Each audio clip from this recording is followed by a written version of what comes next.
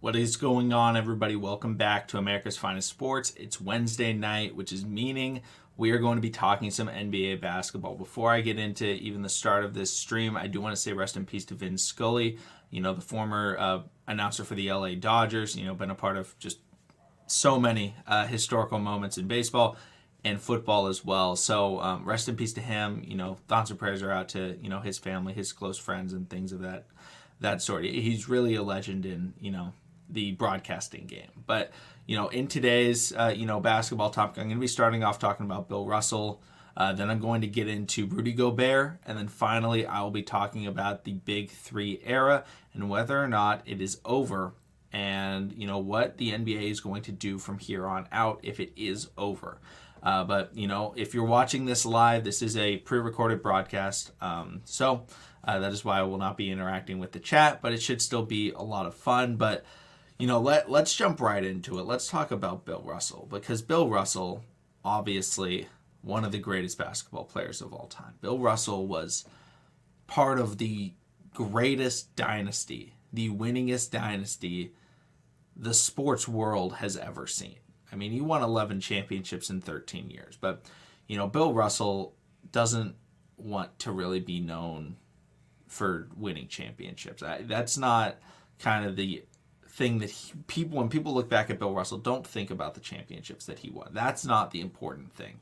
All right, and so I'm going to be, talking about kind of, everything that I can gather about Bill Russell. Obviously, I've had very limited, the least amount of communication they can have. I've still had communication, but very limited communication with Bill Russell. Let's kind of get into it, because Bill Russell, obviously 11 championships, 13 seasons, a winner. But he was the first black coach in American professional sports. And that's huge, because when you are the first person to do something and you're trying to become a pioneer, in any facet, having success when you're the pioneer is even more difficult.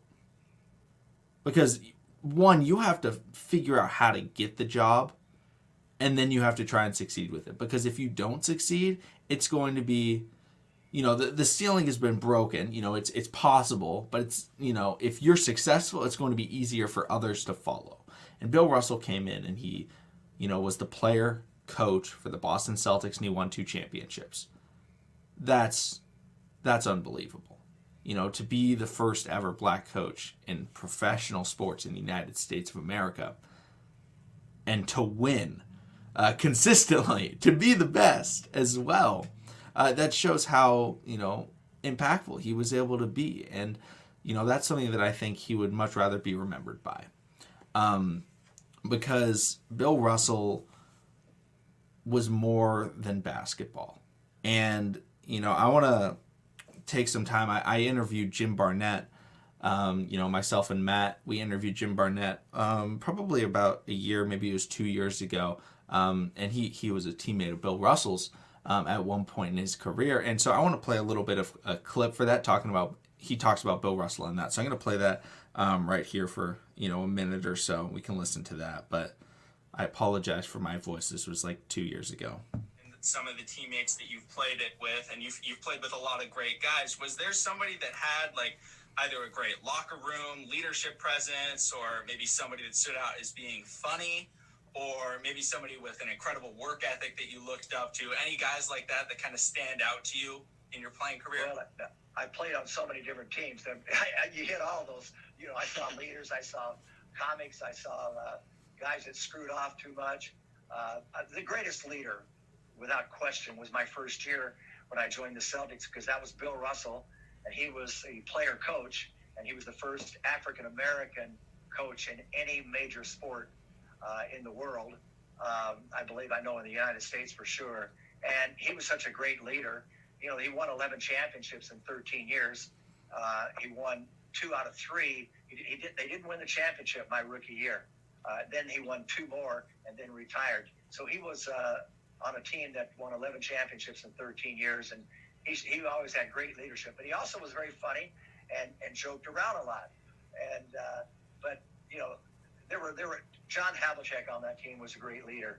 obviously, when I played with the That's all I'm going to play for that. At some point, I'll try and get that uploaded to AFS if anybody's interested. Jim Barnett was the former play-by-play announcer for the Golden State Warriors for a long period of time. But something that kind of stood out was how he talked about how Bill Russell was really funny.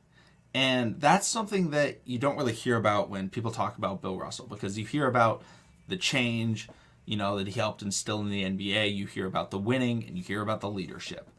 But so often, he is incredibly funny, right?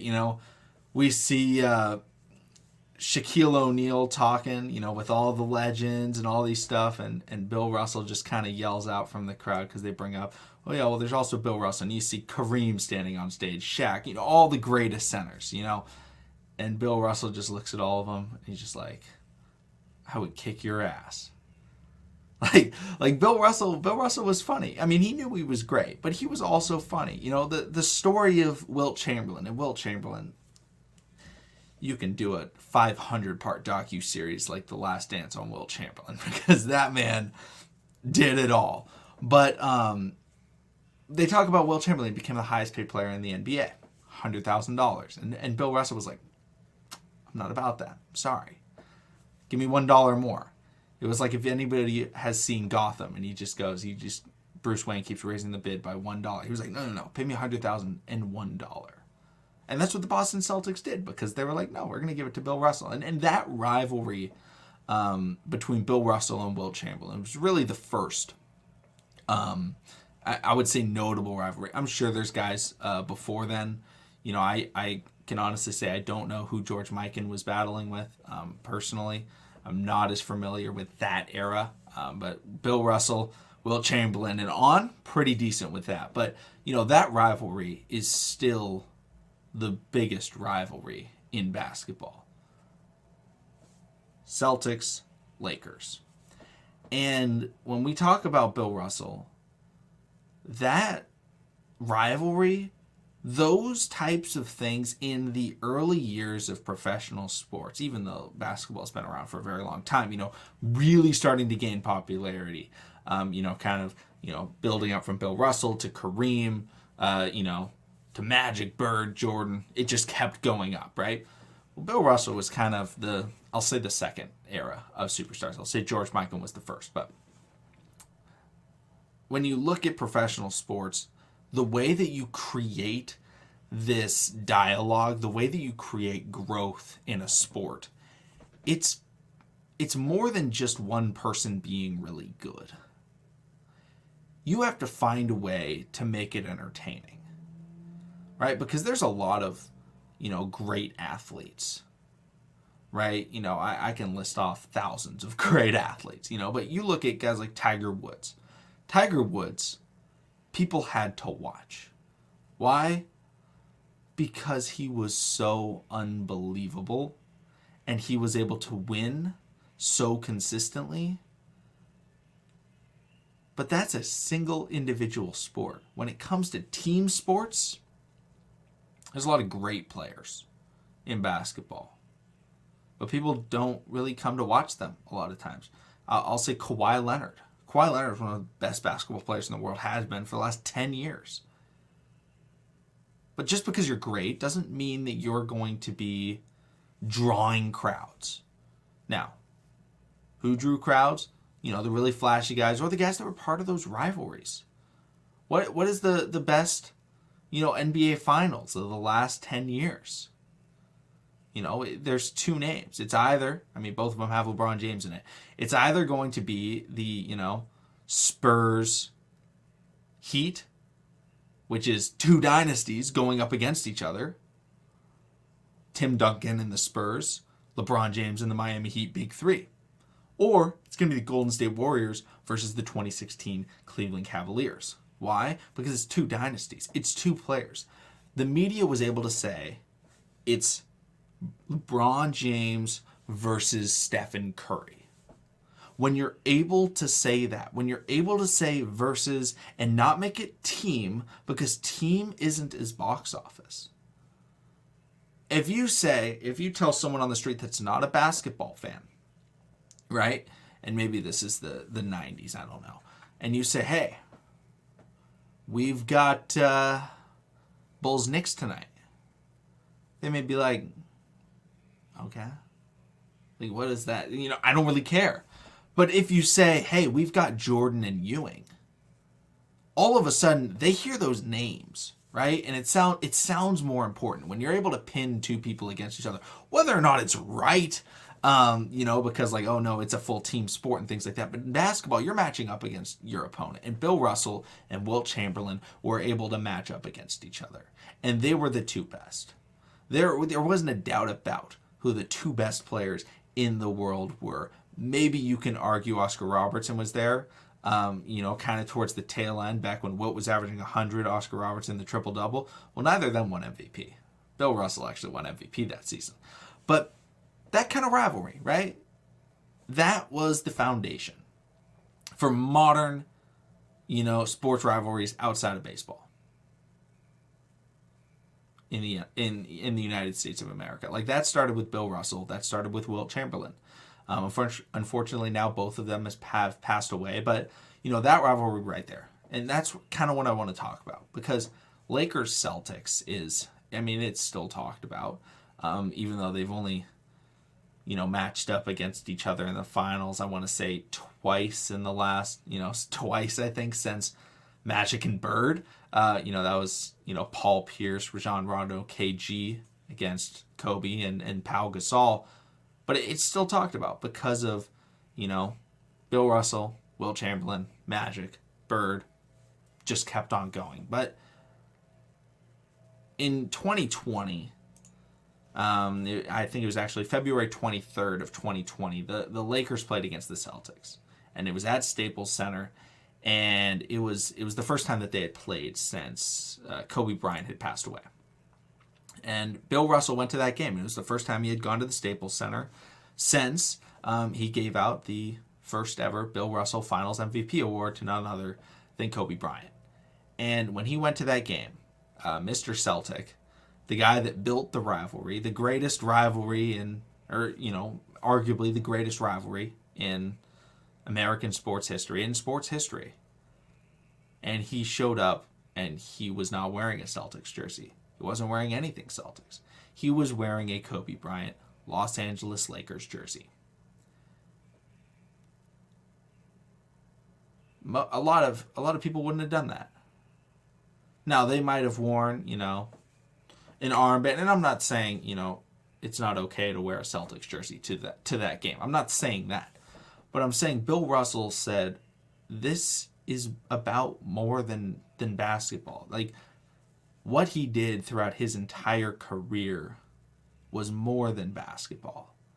He was about pushing for change, and he was about people. And he recognized that, hey, I know I'm a Celtics legend. I know I'm honestly the Celtic, right? But this isn't about me right now. This isn't about the Celtics. This isn't about the Lakers. This is trying to honor somebody, that was another pioneer or revolutionary person in the history of this game. And I'm gonna honor him. And honoring other people was something that Bill Russell did, throughout his entire life.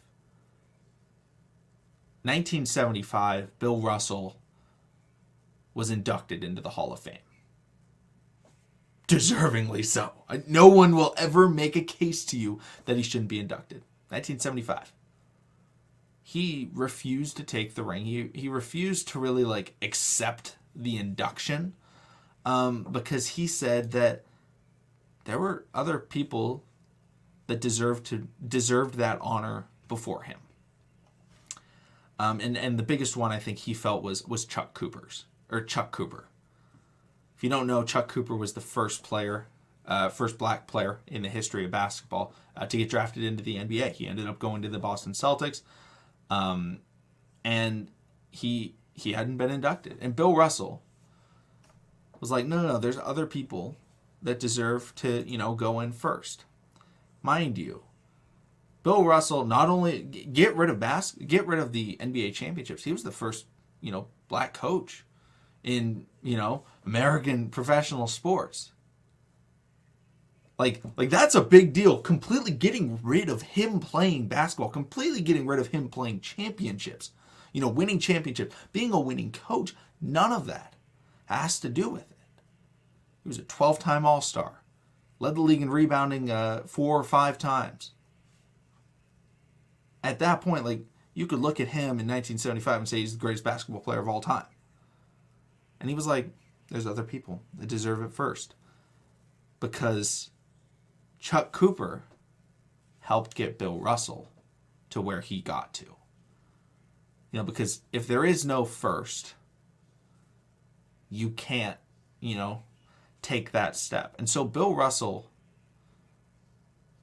the winningest player in basketball history, the first ever black coach in basketball history, did not accept his Hall of Fame ring until 2019. 3 years ago. Because that's when Chuck Cooper got into the Hall of Fame. And Bill Russell, he had a private ceremony. And this is where my interaction with Bill Russell, my conversation, even though it wasn't much of a conversation, I had a one tweet exchange with him. I tweeted at Bill Russell. He replied to me. And I talked about how he waited to go into the Hall of Fame until Chuck Cooper did. And Bill Russell commented and commented showing yeah, we got him in. And, it was very clear that was something that he was very passionate about. It wasn't about himself. It wasn't about his legacy. It was about trying to help, someone that he felt like wasn't getting the proper acknowledgement, because Chuck Cooper deserves to be in the Hall of Fame, and now he is in the Hall of Fame. But, if you look at it from a basketball standpoint, Bill Russell could have easily walked in, grabbed that ring, sat down with the other legends of the game, and he could have been done. He's done enough, but he didn't want to just do that for himself. He wanted to help, bring people up, and he wanted to help the people around him and use his kind of leverage to help someone that most people probably don't know the name of. Chuck Cooper is not a well-known name in the basketball community, in the casual basketball fan's mind. It's not. He never averaged 10 points per game. I'm not saying he was bad. I'm just saying he wasn't a high-profile superstar like Bill Russell was. But that's not the important part. And that's what Bill Russell understood. Like I said, Bill Russell was more than basketball. It was about trying, to do the things that could get you to help someone else. And that's what he did, trying to get Chuck Cooper into the Hall of Fame. And he ended up, accepting that honor, the way that he went out, wore the Kobe Bryant jersey to a Lakers-Celtics game, a massive rivalry. And at that point, those were two good teams. Those are teams, trying to get into the playoffs, potentially could be, playing against each other in the finals. And Bill Russell was like, no. It's not about that rivalry today. It's about honoring someone that, the basketball community had lost. But, that's kind of all I have on Bill Russell. I just kind of wanted to talk about him for a little bit because he's someone that I have always really, really liked reading about. Whenever there's a story or a video that I see and it's talking about Bill Russell or it's talking about Wilt Chamberlain or it's talking about any of these, kind of legends, I love to hear about it because I just think it's so fascinating. And the way that Bill Russell,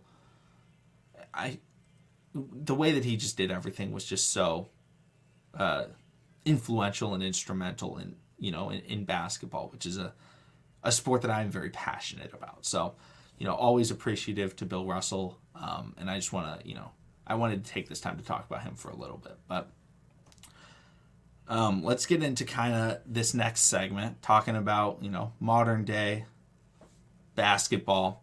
Let's talk about Rudy Gobert. And let's talk about the Rudy Gobert trade to the Minnesota Timberwolves. Now, this was a trade that happened a little while ago.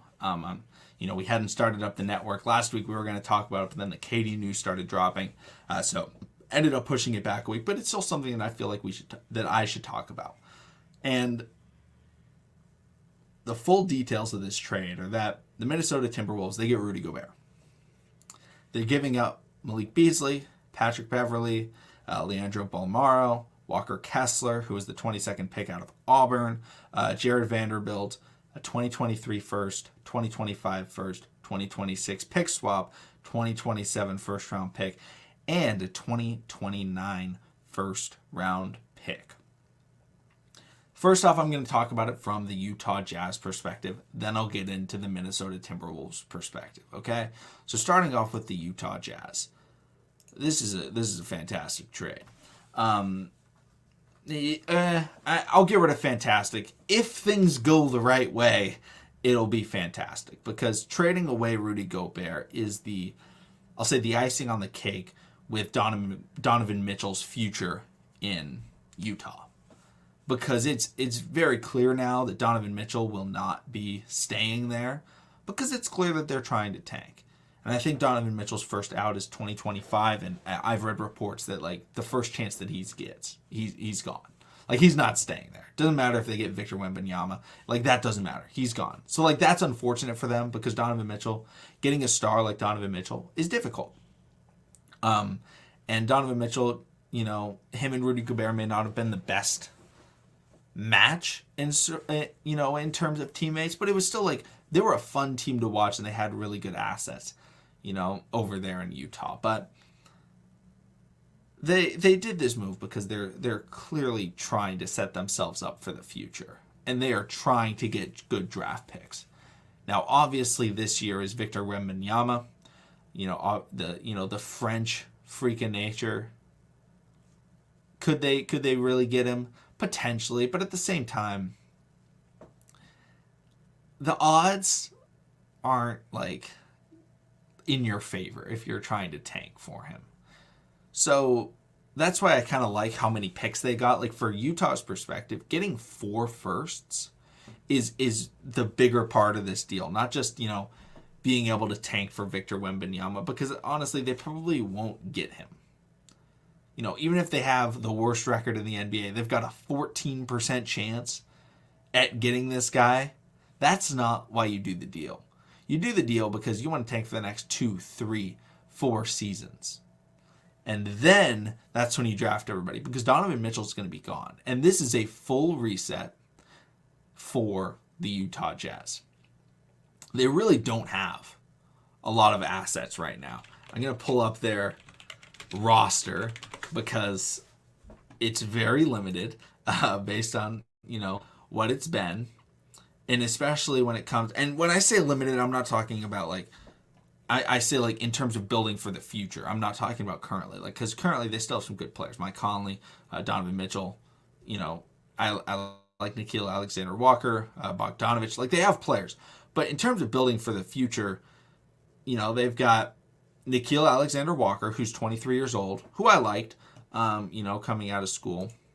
And I hope that, okay, I think we're all good. My computer started freezing a little bit. I'm just going to check that. Okay, yes. That seems to be looking okay. But that's really it. Like, Nickeil Alexander-Walker, they drafted Walker Kessler, they got Walker Kessler from the Timberwolves. They have Johnny Juzang. That's about it. like that's their future right now. Udoka as a BK, center. It's a very, very young team. There's not a lot of if one of the other guys on this roster comes out and they ball out, props to them. I'm not rooting against them. I'm kind of rooting against them. I'm an OKC Thunder fan, but I'm not rooting against any of those players individually. But they are now setting themselves up to be able to get those new assets. And hit that reset button, because they may not win the lottery this year, but they could in the next 3 years get themselves a top 5 pick or a top 3 pick. If they're lucky, a top 1 pick, because Donovan Mitchell's going to leave. They're probably going to try and trade Mike Conley. They're probably going to try and trade Bogdanovich. They're going to hit a full reset. The way that the Oklahoma City Thunder did, the way that the Houston Rockets did, that is what Utah's looking to do. Because look at how it's worked out for Oklahoma City and how it's worked out for Houston. It's gone fabulously. Right? Oklahoma City, they traded away Russell Westbrook. They traded away Paul George. They get Chris Paul. They trade away Chris Paul. Well, all of a sudden, after, 2 years, really, of tanking, they now have themselves Shai Gilgeous-Alexander, who they got in the Paul George deal. They also got Josh Giddey, who looks to be a really solid player. They have Chet Holmgren. And then they drafted well with the later picks. They have other assets. But, those are the main players. The Houston Rockets. They trade away James Harden. Because they're like, you know what? We're done trying to win with James Harden. And James Harden wants out. They got him Westbrook, but it just wasn't working to the level that they were hoping it would. They couldn't win the championship. So they traded him away. All of a sudden, after a couple of seasons, honestly, one season, they've got themselves a nice young core. And they, last year they drafted Jalen Green. They were in the top of the lottery last year. Jalen Green. This year, top of the lottery again. They get themselves Jabari Smith. They have other assets like Josh Christopher has been looking pretty good. But they also traded for Kevin Porter. I can't remember if they traded or they picked him up because he got cut. But they got Kevin Porter Jr. After the, off the court kind of issues that he had. They were able to get him. All of a sudden, they have a great young core. Very quickly, after turning away their best player, definitely the best player in the last 20 years for them. Best player since Hakeem Olajuwon. That's the mold now for tanking. Is you can tank and get that young core relatively quickly. Really quick, surprisingly quickly, you can turn it around if you do it in the proper way. Now, the last time the Utah Jazz, had a high pick, it was Donovan Mitchell. And it worked out really well. So hopefully, they're hoping that they can get, that young player over the next couple of seasons. Maybe this year, they sneak into the playoffs with Donovan Mitchell, or they try and trade him because, we'll see what they do. But over the next couple of seasons, they are going to be trying to get themselves the best possible pick. And if they hit on 2 picks in the next 4 years, they get themselves 2 guys that can be stars. That's the building block. And hopefully they change their jerseys too, because those do not look good. But that's kind of the building block that the NBA has set. They traded for Walker Kessler. They're hoping that he can maybe be their center, as they're rebuilding. He's just a really big body, decent defender, and hopefully he can kind of be the sure guy in the paint. But now they need that scorer. They need that star. That's where the draft comes in. That's where all those extra picks come in. The more picks you have, the more you can miss on and the more chances you have on hitting big. I think it was a great deal for the Utah Jazz. The way that they were able to get 4 firsts for Rudy Gobert, I think shows, how valuable Rudy Gobert is. And now let's get into the side of the Minnesota Timberwolves, because Rudy Gobert, I think, is a great player in the NBA. I've been defending Rudy Gobert for a very long time, and when I was looking for that Jim Barnett interview on the old podcast that I used to do, I saw in 2020, had a video that I did with my buddy Connor, and we were talking about Rudy Gobert's new contract, and could it potentially be one of the worst contracts in modern NBA history? And, I didn't have the time to listen to it, but I just thought it was funny that, been talking about Rudy Gobert for a long time. And I've always really liked Rudy Gobert. He is a fantastic defender. And I think he is still very valuable in the game of the NBA today. I think a lot of teams would do great things with Rudy Gobert. I feel like his defense is wildly underappreciated. And while he can't get outside of the paint and defend, having a guy that can deter driving players is necessary. And if you look at the Minnesota Timberwolves, who bounced them out of the playoffs last year, and how did they do that? It was John Morant and the Memphis Grizzlies driving the basketball and making difficult layups. So, it was very clear that they wanted rim protection. But that rim protection is fantastic. When you're in a league that has guys like Giannis, and then it has, drivers like John Morant, drivers like Trae Young, You want someone that can shore your defense up. However, with that said, I don't know how well it's going to work with Cat and Rudy Gobert. I think it's going to be incredibly interesting because I like Cat and I really like Rudy Gobert. I also like Anthony. I'm not going to go through. I'll go through the whole roster at some point, but not right now. I like those two guys, but neither of them are really able to guard on the perimeter. Cat's not a great defender, but at least he's a big body. So, when someone's trying to back him down, a guy like Jokic or something like that, he can at least kind of hold his ground. He's not a great shot blocker by any means. He's an offensive player. And you now have this kind of cool duo of great offense, great defense, playing together at the power forward and center spot. Most likely. I mean, I feel like you have to start Rudy Gobert.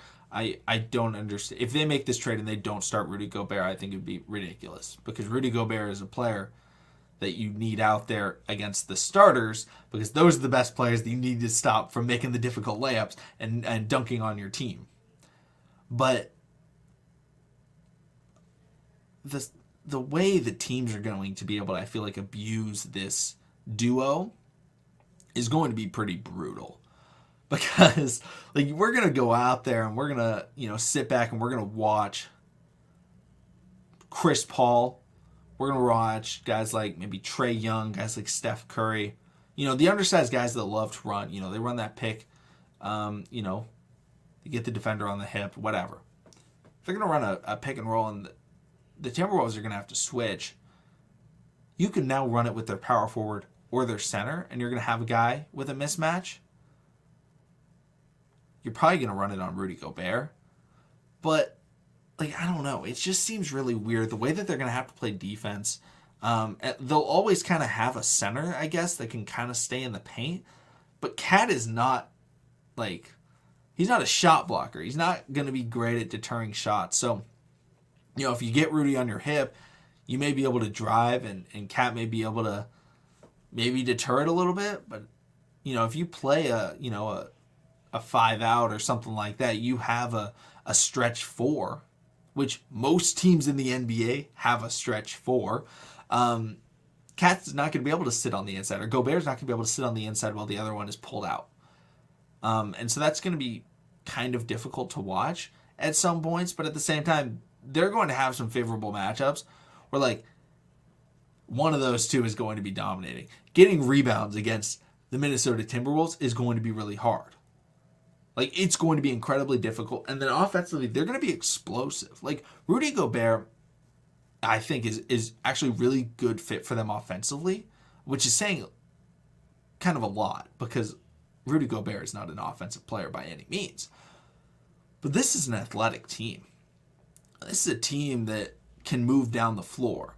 Anthony Edwards is a monster. Super athletic. D'Angelo Russell, I think, is really solid. But now they have Rudy Gobert, who's great at catching lobs. And so, Cat's not a lob catcher. Cat's not a great dunker. Cat doesn't have the vertical or anything like that. Now, he can dunk. He can score. He's the pick and pop. Rudy Gobert on the backside, on the weak side, maybe Anthony Edwards drives, right? He drives in. He can kick it to Karl Anthony Towns, who we all know is a great shooter. And I honestly believe Cat when he says he's the best big man shooter of all time. He can kick it out to him, or he can throw it up and throw a lob to Rudy Gobert, which is a new element to that offense that we haven't seen. And I think that's something that's really interesting. And that'll be something to keep an eye out for, is how they're going to be able to utilize not Rudy Gobert on the defensive end, but offensively. I think that's the area that's going to be the most interesting. Because, we're going to see how teams defend the Minnesota Timberwolves, right? Do you throw you got to throw your center on Cat, because you're more worried about Cat offensively. And so if it's Joel Embiid, if it's, Jokic, you're throwing them on Karl Anthony Towns.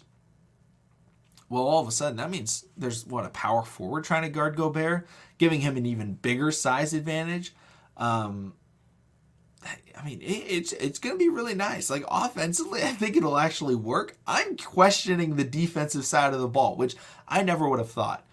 Seeing a Rudy Gobert trade and then being like, well, I don't know how it's going to work defensively, but offensively, I think it'll work great. I don't know. I don't really know why I love it offensively. Now I'm going to go through the roster, to make sure that I don't forget anybody. But, you're starting off with D'Angelo Russell and Anthony Edwards, two good ball handlers. Anthony Edwards, incredibly athletic, but then you got Kyle Anderson at the small forward spot. Maybe they start McDaniels. I don't think they start Taurean Prince. So, yeah, I think it's probably going to be Kyle Anderson unless they go like Anthony Edwards at the 3 and throw Austin Rivers at the 1. Not expecting it. It's just possibilities. And then Rudy Gobert at the center spot. That's it's weird enough to where it'll work offensively, I think. It's just defensively, like D'Lo is not a defender. Cat's not a real defender. Anthony Edwards, like, he's at least athletic, like he can kind of play some defense. He's got the size, but at this point in his career, I don't see him as like a great defender. I think eventually he could maybe get there. Kyle Anderson, a vet in the NBA, he's not bad by any means. Like, he's decent. But I just don't really know how it's going to work altogether defensively, which is why I'm like, I said Rudy Gobert trade flop, not for the, I think it's just kind of for the Timberwolves, but at the same time, like, I think it could work. There's a scenario where it works. And I'm rooting for that scenario because I talked about this when the Houston Rockets traded for Russell Westbrook. They had Westbrook and Harden. I love when teams try to mix it up. Everybody in the NBA is going small ball, and they're trying to get smaller, and they're trying to get shooters, and they're trying to, get the 3-and-D guys. I love when teams zag when everyone else zigs. They are going ultra big man style. There's going to be teams that they're going to throw out their power forward, and it's going to be like a 6'6" guy, and he's got to guard Karl Anthony Towns. That is not a good matchup. Like, yeah, maybe he can switch on to him every once in a while and, guard him, but every play down the court, he's going to get abused. So, like, in a lot of situations, they're going to match up really well against a lot of teams. They're also going to match up really poorly against a lot of other teams. And it's just going to be really interesting to watch them, play. They're not going to be a team that I'm going to want to play because they're going to be really explosive. They're going to have a lot of times where they can put up a ton of points. And then if you don't have the right players and the right skill set, defensively, they could be okay. If you're not being able to switch on to Karl Anthony Towns and take advantage of, the speed and size difference, it's going to be very difficult for you. But on the other hand, if you do have that speed and size difference and you're able to get the switch consistently on Karl Anthony Towns and Rudy Gobert, you can abuse that defense. We're going to see how they play. I mean, maybe they don't switch. Maybe they play zone. I honestly have no idea. I mean, they could play zone. Throw Rudy Gobert in the bottom of the paint. But not zone every play. Switch it out a little bit more zone than a lot of other teams play, just to keep Gobert around the paint, and reduce Gobert having to switch out. And then all of a sudden, like, yeah, you may be driving on Karl Anthony Towns, which you may get a step by him, but all of a sudden you have Rudy Gobert there. So, I don't know. I feel like I'm kind of talking myself through it into liking it a little bit more. So I think I do like the move, but it's really interesting. I'm excited to see how it, pans out. But I always love when teams, try something new. And the Timberwolves roster that they had constructed, I don't think was championship worthy. Is this one? Probably not, but it at least could say, if it works out, they're like, okay, Cat, Gobert, Anthony Edwards. We know that works. Maybe they deal D'Angelo Russell. Maybe they try and get some picks. Maybe they try and add another player in free agency. Whatever it is, they can make some changes based off of what happens. But this is going to be a really interesting learning opportunity, for the Minnesota Timberwolves and for the rest of the NBA. Because if it works out, we could see some teams going back. Because, back with, Kevin Durant, Russell Westbrook, and OKC, they used to line up with the Stash Bros lineup. And, they would have Enes Kanter and Steven Adams. And they would both be out there. And they would have like that really tall lineup, which was the opposite of the Warriors small ball lineup. And it was just an interesting dynamic between the two lineups. And I think it's something that the NBA could potentially do if it works. I'm excited to see how it, turns out. But, let me know what you guys are thinking about the Rudy Gobert trade. Is it good? Is it bad? Is it going to be horrible? Is it going to be fantastic? I don't know. And then finally, let's talk about the Big Three era. And I'm not talking about Ice Cube and his Big Three tournament. But the Big Three era, kind of started, back with, I don't know, I mean, you can technically say Jordan. It was Jordan, it was Pippen, and it was Rodman. But like over the last, I don't know, 10, 15 years, it's really started to ramp up. And we kind of saw it with the Boston Celtics. They went out, but all of a sudden it's Paul Pierce, Kevin Garnett, and I typically say Rondo, but a lot of people will say Ray Allen. And it was like, that was the big three. Like, okay, here's our 3 stars. And then we're going to have like kind of meh role players around them. Maybe they have kind of a 4th guy that they can rely on. The Miami Heat, the most notorious one. LeBron James, Dwayne Wade, Chris Bosh, probably 3 top 10 players, arguably 3 top 10 players in the NBA before they joined up. Boom, they join up. Great team, 2 championships in 4 years. LeBron James leaves, and he goes to the Cleveland Cavaliers, and they already have Kyrie Irving. And he trades for a double-double machine, one of the best, rebounders in the NBA, one of the best, stretch bigs in the NBA, Kevin Love. And it was like, okay, here's a new big 3. The Golden State Warriors come up, and they have themselves a big 3 in Steph, Clay, and Draymond. And it was like, okay, this kind of 3-star thing, having 3 stars seems better than 2 stars. Like, it's just better, right? What would you rather have? 3 guys that are great or 2? And I was like, wait a minute, let's have 3. Because there were teams that had 2, and they couldn't compete with the teams with 3. Westbrook and KD, right? Harden and Chris Paul. There were a lot of teams that had 2 stars. And then they go up against the 3-star team, and I was like, wait a minute, we can't compete with this. However, look at the NBA now. The 3-star team isn't working. Or maybe it's just that the wrong stars are teaming up together. Like, the best players in the NBA aren't on these 3-star teams except for, I would say 2 players, which would be Kevin Durant and LeBron James. But the players that they're with, it's like, okay, wildly inconsistent. Anthony Davis is hurt all the time. Russell Westbrook is a bad pairing with LeBron James. So like that big 3 isn't really a good big 3. Kevin Durant, he's with Kyrie Irving, who, when he plays, they play really well together, but well, Ben Simmons hasn't played with them, and now he wants out. So, and it didn't work. They lost to the Milwaukee Bucks. And I don't think the Milwaukee Bucks are a big 3.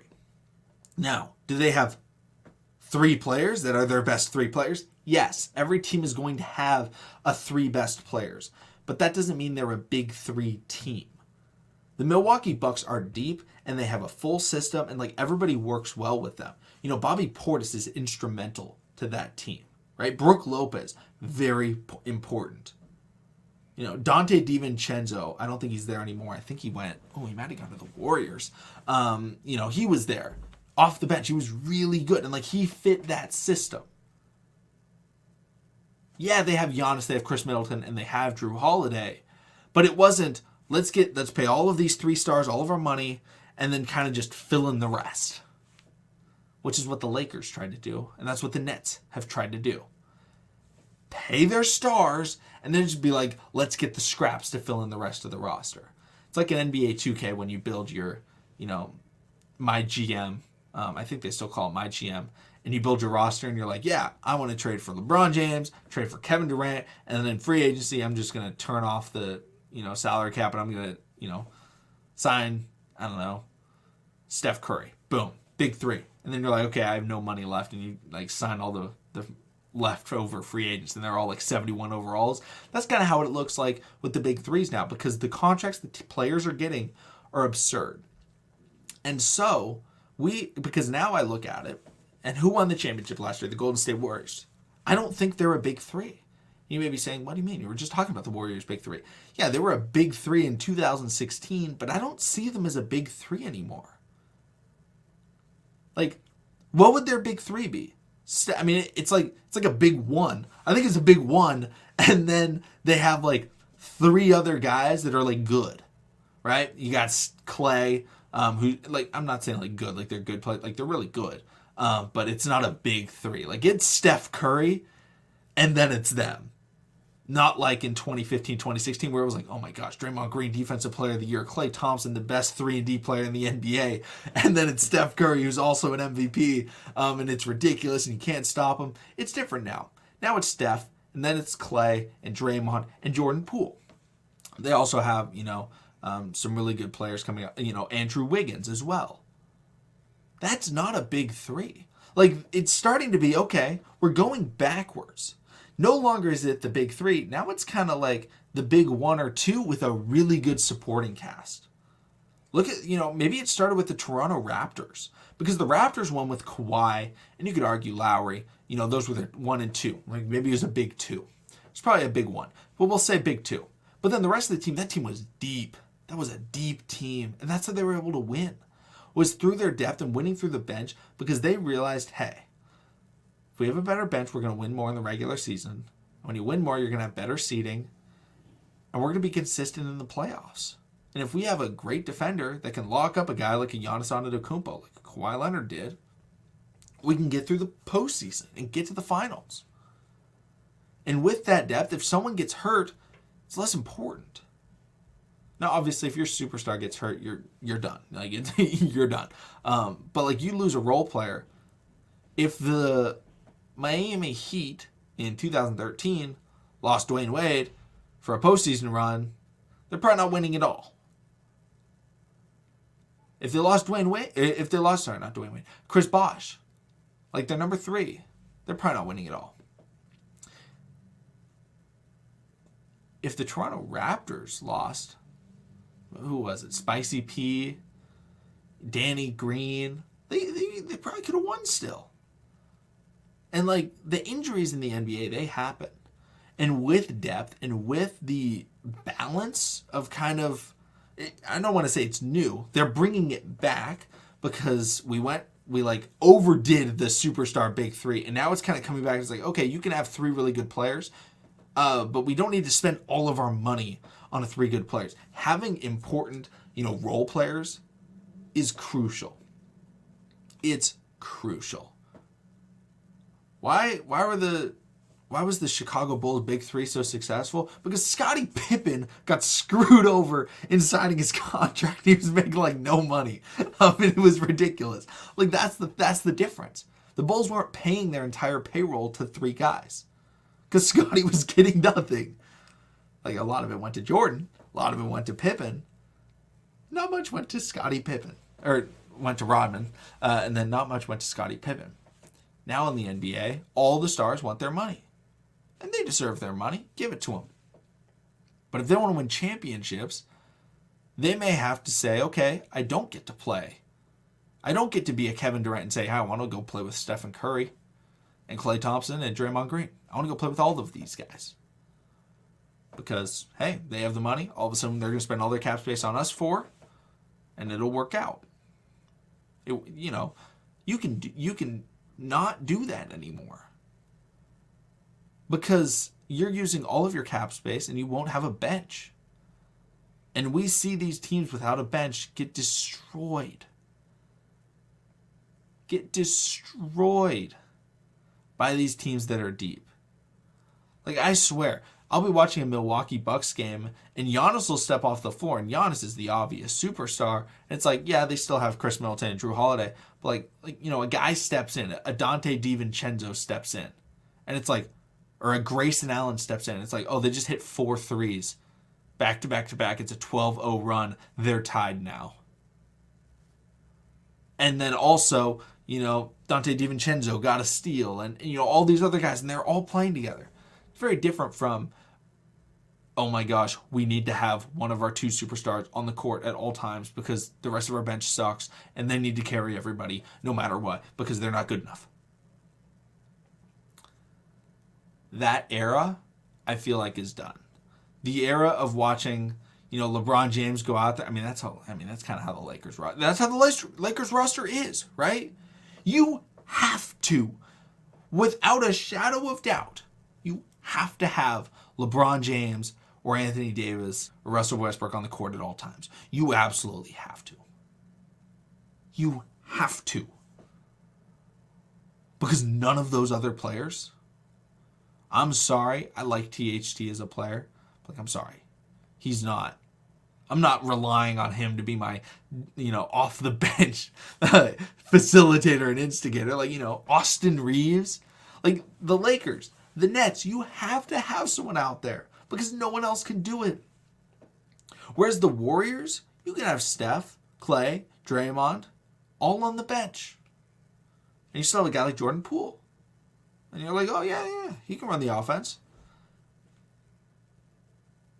It's fine if, these deep teams have their guys leave. The Miami Heat are a great team. Jimmy Butler's the clear best player.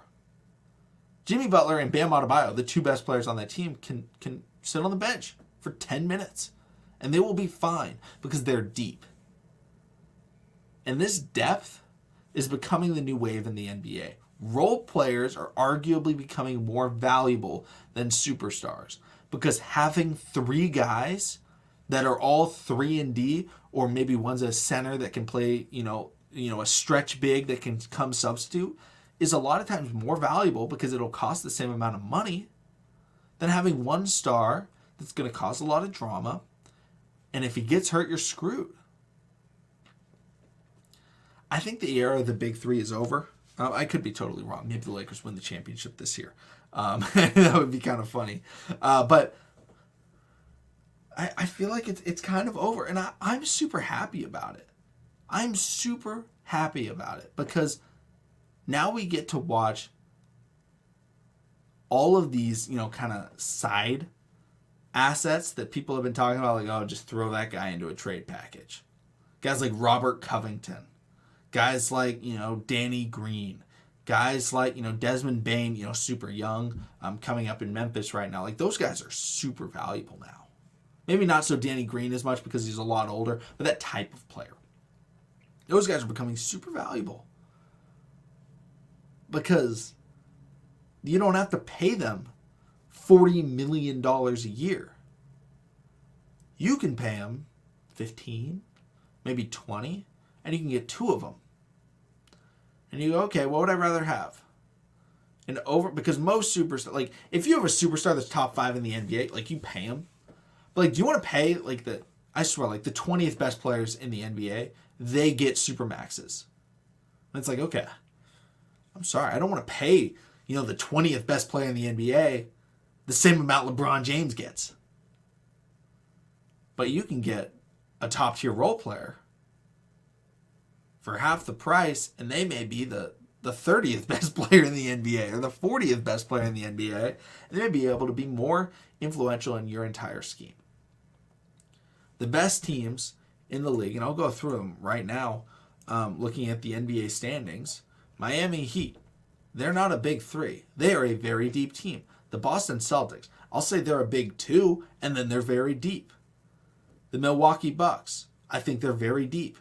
The 76ers then, in the East, I think they're a big two right now. They're working on their depth. They have Tobias Harris. They have Tyrese Maxey. They're working on it. We also didn't really get to see a lot. Like, it took Harden a little bit to adjust. So, potentially they could be a really deep team and really solid. We'll see how they do.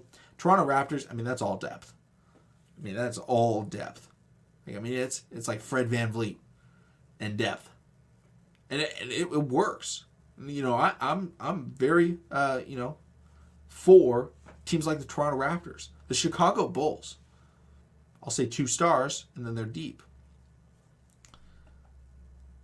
In the West, we got the Phoenix Suns. You can argue. I honestly, I think they're 2 stars. It's Chris Paul and Devin Booker. And then they have really good role players in Mikal Bridges, DeAndre Ayton. Maybe DeAndre Ayton's getting a little bit more than a role player, but I don't think he's in the big 3 yet. And then, Cam Johnson off the bench, Cam Payne off the bench. They're deep. The Grizzlies, deep. Warriors, I've talked about them a lot. They're very deep. The Dallas Mavericks, 1 star, then a whole lot of supporting cast. Right? That's the Mavericks right now. It's Luka. And then it's everyone else. That's how they're set up. The Jazz, they were a duo, but now they've lost Rudy Gobert, so now they're just kind of meh. They're not going to be there next year. Denver Nuggets, it's Nikola Jokic and then supporting cast. And they're going to get back Jamal Murray and Michael Porter Jr., but like they're going to rely on depth, not their big three. And when I say they rely on their depth, that doesn't mean their stars won't be their stars. They'll still be their stars, but it's the over-reliance on, their stars that is killing some of these teams. Teams like the Brooklyn Nets, where it's like, okay, if KD or Kyrie doesn't drop 40, you lose. That's the problem with so many of these big threes, is it becomes, okay, all of these players have to play well because we don't know what we'll get out of our role players. Whereas teams like the Phoenix Suns, Devin Booker and Chris Paul can both struggle. And Bridges steps up, Cam Payne steps up, Cam Thomas hits shots, DeAndre Ayton, starts making shots. Like, that's the difference, is those teams, these deep teams, are able to be more consistent, and it allows for them to be better teams overall. Let me know what you guys are kind of thinking about the Big Three era. I feel like it's over. Because I just feel like the best players in the NBA right now, there may be 5-10 years from now, there may be a team up. It'll be annoying. Because one guy will be on a cheap deal, and then they'll get another guy on a rookie contract, and something like that, and it'll be frustrating. But right now, it's not happening. Like, Steph's not leaving. Giannis isn't leaving. Jokic isn't leaving. Embiid's not leaving. I didn't even talk about the Clippers. They're a super deep team. They're one of the best teams in the NBA, and they're built on 2 stars, but you don't even need those stars to play, and they're still difficult to beat. Heck, they didn't even really play half of last year. Like, Paul George missed half the year. Kawhi Leonard missed the whole year, and they were still in the play-in. That's depth. Now, you add in your 2 stars, and it's even better. That's the type of teams that we're going to start seeing in the NBA.